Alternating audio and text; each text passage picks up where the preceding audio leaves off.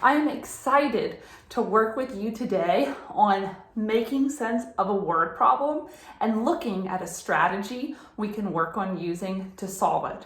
Though of course, do know that if you have another tool in your tool belt and you want to use that tool belt instead when you solve it, that's also totally fine.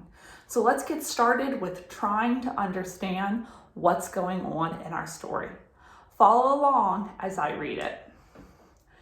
Darren baked 76 cookies for the bake sale in the morning. Then, in the afternoon, he baked 38 more cookies. How many cookies does Darren have altogether? Are your wheels already turning about how you would solve this problem? So before we solve it, let's go ahead and break it down sentence by sentence and make a math equation to match our story. So let's read the first sentence again.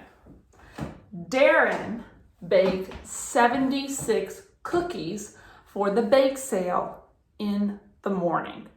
So I'm going to write the number 76 and I'm going to label this C for cookies. Though there are other labels that you could use, like you could talk about how it's in the morning. There are different labels you could use. Any of those labels are fine as long as it's helping you make sense of the story. Our next sentence says, then in the afternoon, he baked 38 more cookies. So I'm going to write the number 38 and C for cookies. My last question says, how many cookies does Darren have altogether? So I'm going to put a plus between my two numbers because if I'm going to find out how many cookies he has altogether, I'll add the cookies from the morning with the cookies from the afternoon, and that will give me my answer.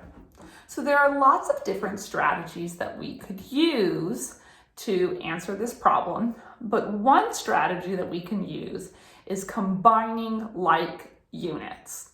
So listen to the title of that strategy and what it tells you about it.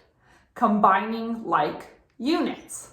So what that means is that you would just combine all of your tens together first and then all of your ones together. That's what it means to combine like units. So let's start with our tens. I'm going to take out my 70 from 76, and I'm going to take out my 30 from 38. And you can even put little check marks to keep track of your work. Think in your think tank. What's 70 plus 30? There are different ways we could think of it. I know that 7 plus 3 is 10. So then 7 tens plus 3 tens is 10 tens, and that's 100. Or if I wanted to, I could say 70, 80, 90, 100. So now that I've added my tens, I'm going to add my ones next. I need to pull my 6 from my 76, and I'm going to pull out my 8 from my 38. So, what is 6 plus 8? I could break up my 8 into a 4 and a 4, and I know that 6 plus 4 is 10, plus 4 more is 14. So now the only thing that I have to do is to add 100 plus 14. So it's possible that you automatically know what 100 plus 14 is, but if you don't, that's okay. We can break it up step by step. So first things first, we'll start with our 100.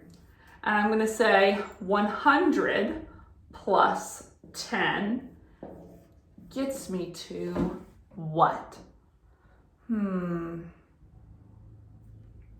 going to look over here in my tens place where there's a 0, and that's where I'm going to be adding my 10. So 100 plus 10 is 110, which means that the last thing that I have to do is add my 4. So 110 plus 4 gets me to, are you thinking? 114. Here we go. And remember, a good mathematician will label their work. So I have 114 cookies. Would you guys like to try this strategy with larger numbers? Look, I'm going to swing my board around, and now we're going to try to use the same strategy using larger numbers. Watch. Let's try 287 plus 356. And remember, we're combining like units. So let's look at our hundreds first. I have 200 and I have 300. So think in your think tank. What is 200 plus 300? 500. So let's look at our next point in our place value. After I add my hundreds, what do I need to add next? My tens. So in 287, I have my 80. And then in 356, I have my 50. Think in your think tank. Do you know what 80 plus 50 is? I'll show you 2 ways you could think about it. One way you could think about it is to use your addition fact fluency. So think in your think tank. What is 8 plus 5? If you can solve that in your head, you can find the answer. Because I know that 8 plus 2 gets me to 10. I got my 2 from my 5. Plus 3 more gets me to 13. So if 8 plus 5 ones gets me to 13, then 80 plus 50 gets me to 130. But another strategy you can always use is skip counting. So you would start at 80 and skip count 50. Let's go ahead and double check our work. So we're going to say 80, 90, 100, 110, 120, 130. So now that we've added our hundreds and our tens, our ones are the last thing we need to add. So I'm going to pull down my 7 and my 6. Think in your think tank. What's 7 plus 6? I'm going to wait a moment. Do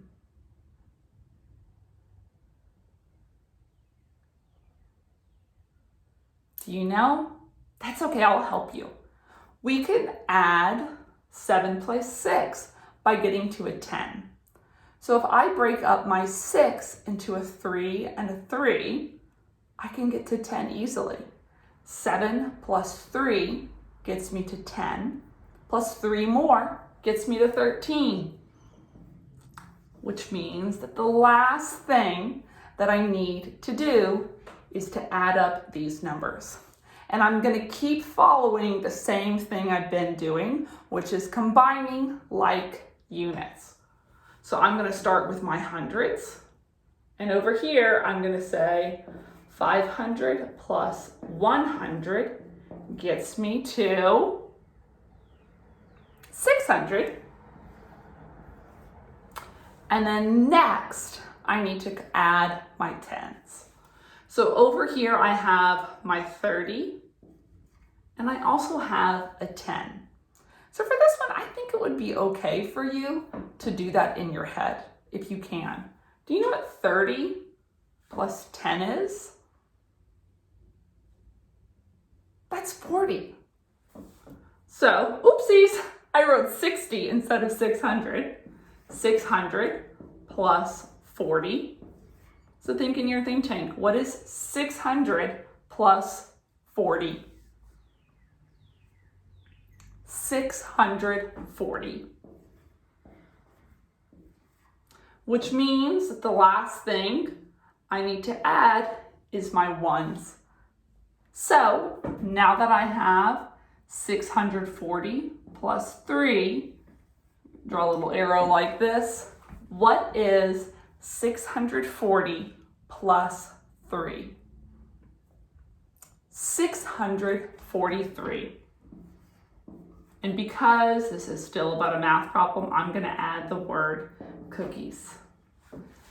So anytime that you are adding, combining using the same units is a great strategy you can use. Thanks for stretching your brain with me, mathematicians. Bye!